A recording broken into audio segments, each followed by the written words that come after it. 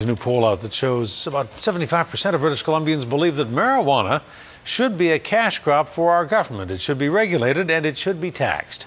The poll was released by a group called Stop the Violence BC, which promotes the legalization of marijuana as a crime-fighting tool.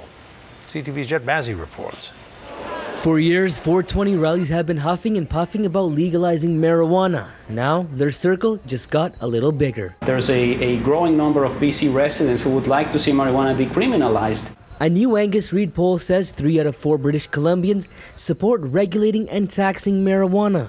The results were released by Stop the Violence BC.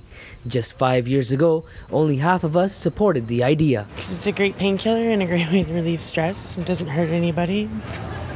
And I think the government can make a lot of money off of it.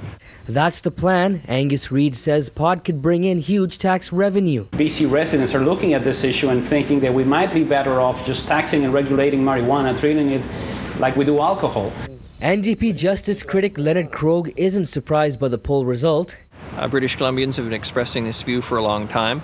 But at the end of the day, it is a federal issue. Krog says Ottawa needs to plant the first seed. Only the federal government can change the law of the land. And the first step, and a good step, would be to decriminalize marijuana possession, simple possession.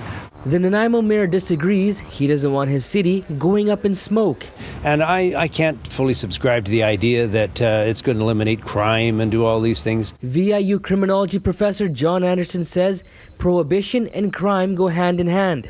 He believes legalizing and taxing cannabis will cripple the black market. Strictly regulated conditions where adults can purchase cannabis from a licensed dealer, or have the government do it itself, and that just takes the profit motive out of organized crime entirely. Pam wakes up to a cup of coffee and a marijuana cigarette every day. She suffers from multiple sclerosis and says a few puffs eases her chronic pain. So this allows me to relax and to digest. She fears that distribution will take the drug out of the hands of who need it the most. I can't imagine not having access to this. I cannot imagine how my health would deteriorate. British Columbians have spoken. Most want to see cannabis regulated and taxed. But the polls won't matter unless someone in Ottawa decides to act on them.